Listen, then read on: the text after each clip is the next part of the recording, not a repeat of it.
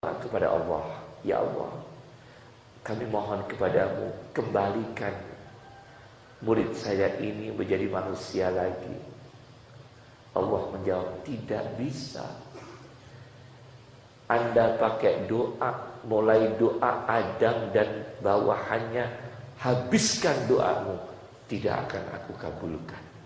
Doanya Musa, doanya Adam dan bawahnya Nabi Adam, kerahkan semua untuk mendoakan orang ini aku kembalikan lagi menjadi manusia, tidak akan aku kabulkan. Karena orang ini yatlubud dunya biddin, mencari duniawi dengan agama, bukan mencari agama dengan dunia, menjual agama dengan dunia. Nauzubillah min dzalik.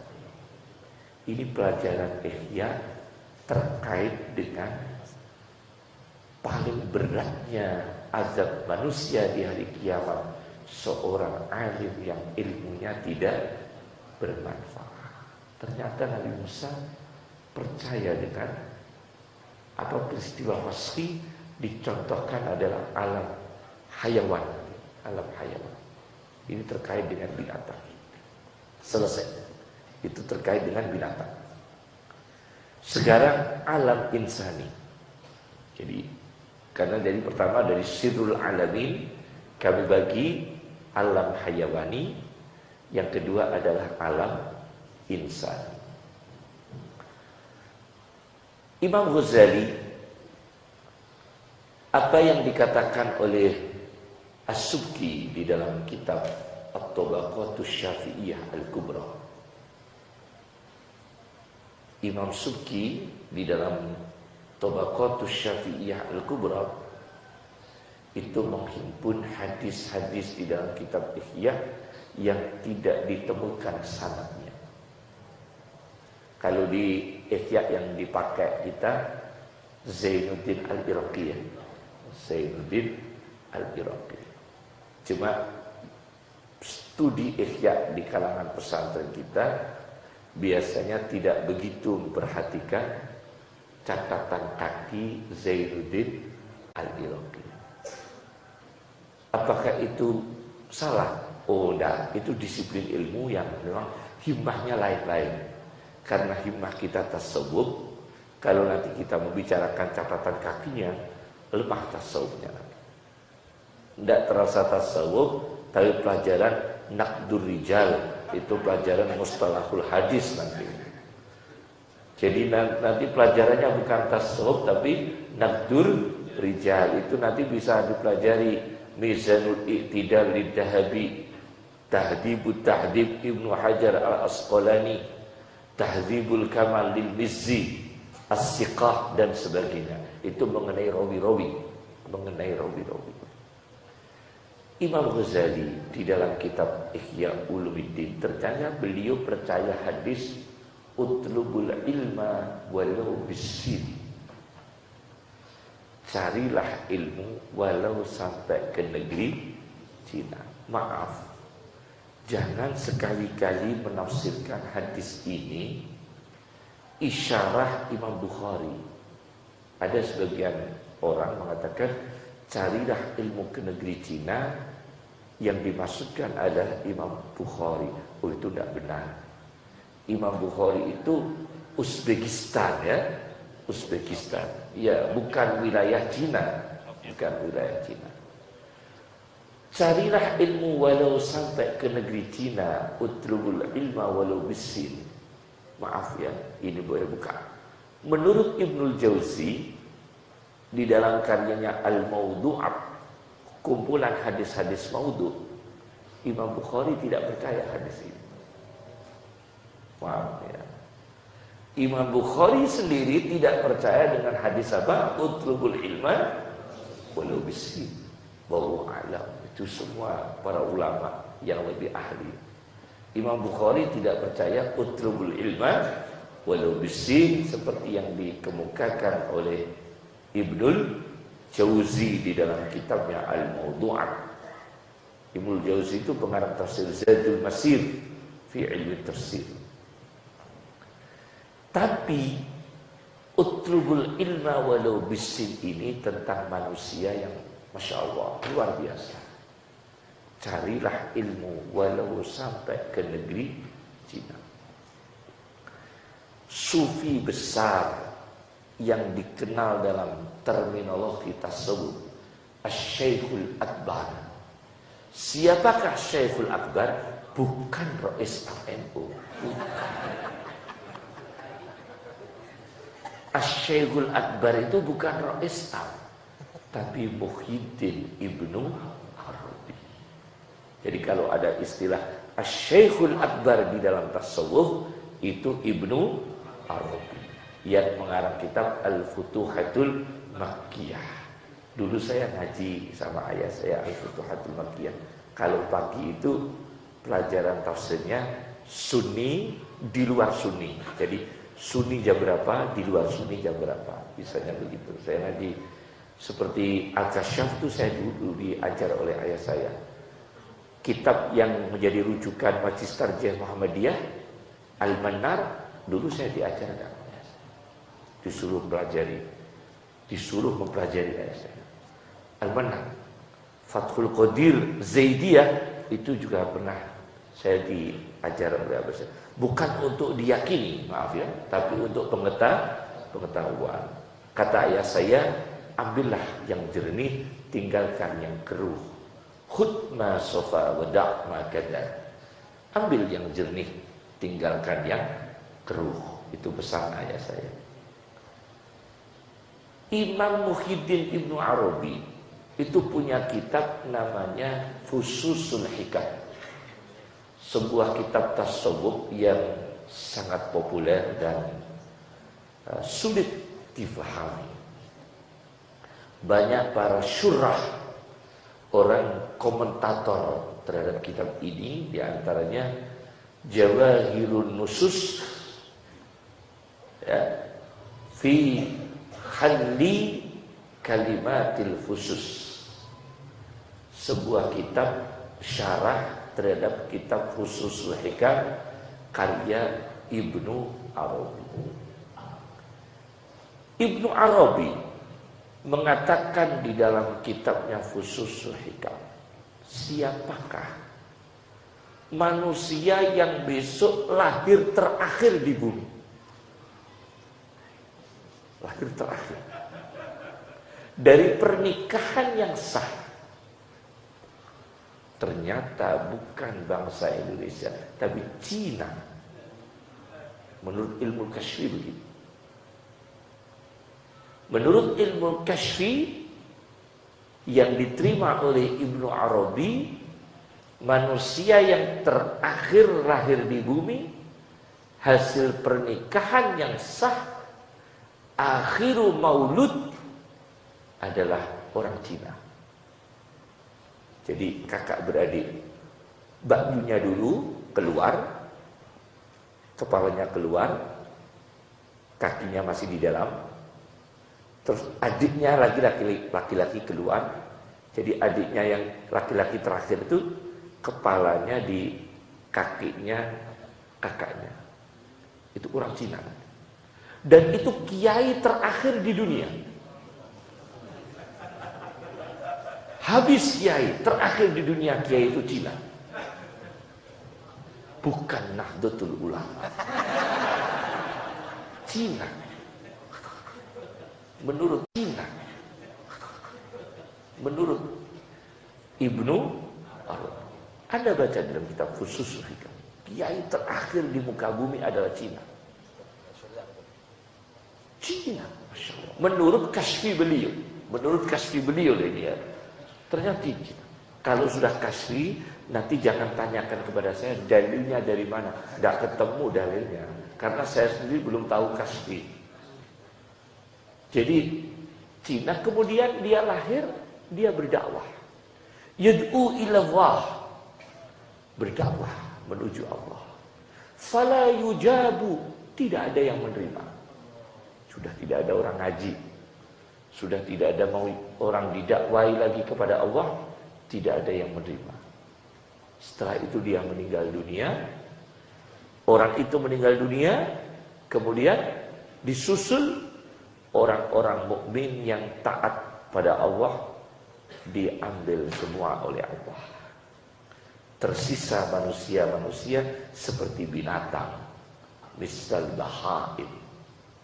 Tersisa manusia-manusia seperti binatang. Maka Al-Barzanji di dalam ensiklopedia Kiamat Al-Isya'ah bi Asyratis Sa'ah menukil dalam kitab keterangannya Ibnu Arabi ini, kemudian menambahkan bahwa berapa puluh tahun terakhir nanti, akhir hidup, pernikahan yang sah tidak bisa punya anak, tapi zina punya anak. Pernikahan yang sah tidak punya anak. Itu berapa puluh tahun terakhir menjelang kiamat. Masya Allah, Masya Allah. Itu dijelaskan oleh Al-Barzanji di dalam kitab Al-Isya'ah di Asyratis Sa'ah. Ini tentang hari kiamat. Ternyata Ibnu Arabi menjelaskan bahwa dai terakhir di muka bumi adalah dai dari Cina. Maka benarlah apa yang dikatakan Rasulullah, utrubul ilma walau bisin. Carilah ilmu, kiai habis, tinggal kiai dari Cina. Itu menurut Ibnu Arabi. Itu menurut Ibnu Arabi. Maaf ini karena ini mengulas Ihya'nya Imam Ghazali, Ihya'nya Imam Ghazali. Namanya kitab Ihya Ulumuddin berjudul yang tentang hadis utrubul ilma walau bisin. Itu tentang alam manusia. Jadi alam binatang sudah, alam apa tadi? Insani sudah. Sekarang alam galbi, alam mentalitas, alam hati. Memang tema-tema hati itu paling dominan di dalam kitab tasawuf. Sampai kitab tasawuf itu banyak menggunakan kata qulub, tanwirul qulub, qutul qulub, sirajul qulub, tibbul qulub. Banyak itu. Mukasyafatul qulub lil Ghazali, tanwirul qulub Sulaiman Al-Qurdi. Ya, iya betul ya. Tanwirul qulub, kemudian qutul qulub Abu Talib Al-Makki, sirajul qulub, ada lagi tibbul qulub. Itu tibbul qulub, ada lagi tibbul qulub. Jadi banyak tentang hati. Ternyata saya pernah belajar tentang hati dalam Al-Quran. Hati itu ada 3 redaksi. Saya tidak mengambil kata fuad atau nafas dan sebagainya, cuma dari kata qalbun saja karena waktu. Qalbun dari kata qalbun dengan kata tunggal hati, qalbun, dan tasniyahnya qalbaini. Tasniyah cuma 1 kali, qalbaini. Dan qulub itu total 132 kali. Jadi hati dengan redaksi qalbun, qalbaini, qulub itu total 132 kali. Ternyata organ hati Nabi yang disebut dalam Al-Quran dengan kata qalbun itu cuma 4 kali. Jadi dari 132 kali itu hati Nabi, qalbu Nabi hanya berapa? 4 kali. Termasuk walau kunta faddan ghalidhal qalbi. Itu termasuk, yaitu Nabi ditekankan Allah Subhanahu wa taala jangan punya sifat ghalidhal qalbi, keras hati. Keras hati. Itu diantara organ hati Nabi yang disebut 4 kali di dalam Al-Quran. Ala qalbika litakuna minal munzirin. Jadi sedikit sekali qalbu Nabi disebut dalam Al-Quran, cuma 4 kali. Persis dengan jumlah nama Muhammad. Muhammad di dalam Al-Quran hanya 4 kali. Ahmad 1 kali.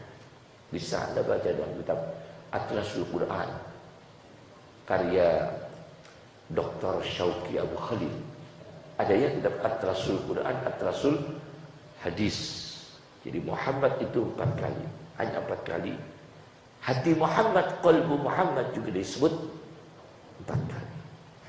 Kalau nama Muhammad menurut Mufti Mesir Syekh Ali Jum'ah, Syekh Ali Jum'ah di dalam kitabnya Al-Kalimut Thayyib Fatawa Mu'asyirah, fatwa-fatwa kontemporer, ada satu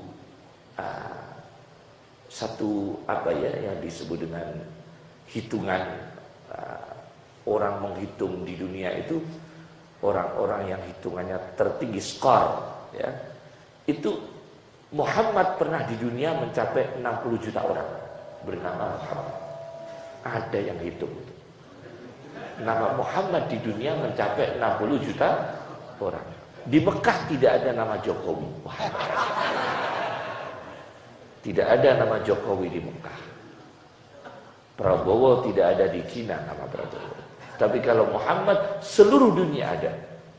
Menurut Mufti Mesir Syekh Ali Jum'ah mencapai 60 juta dalam kitabnya. Hati Nabi ghalidul qalbi, itu tidak boleh mengena pada hati Nabi.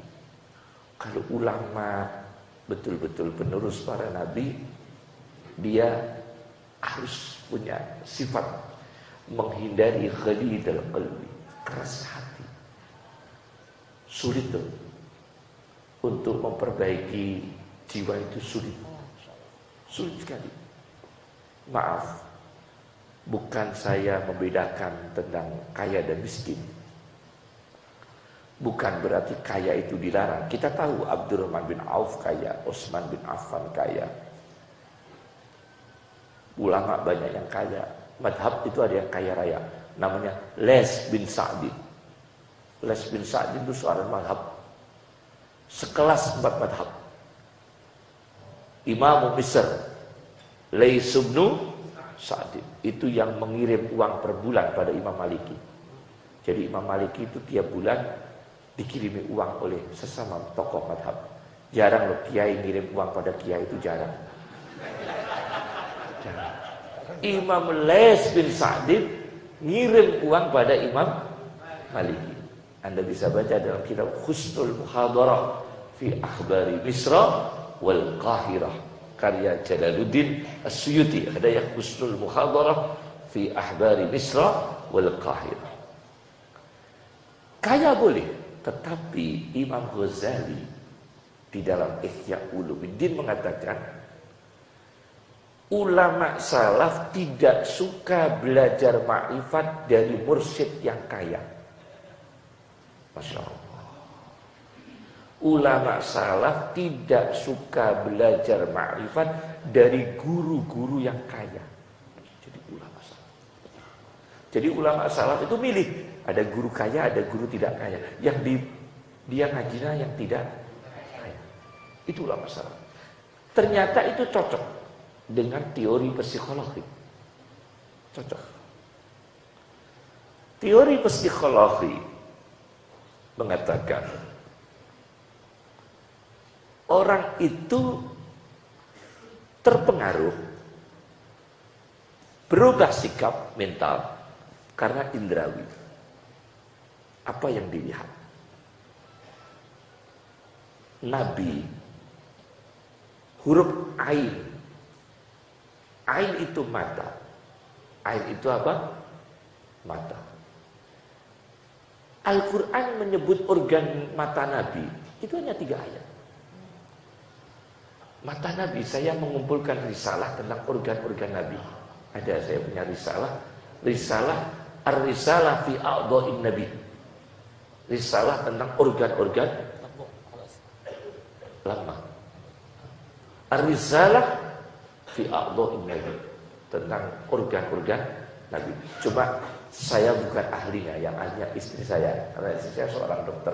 Jadi yang paham tentang organ, apa itu tasyikhu jussatil insan, ilmu anatominya lain sekali tentang anatomi tubuh Nabi dengan anatomi tubuh manusia biasa.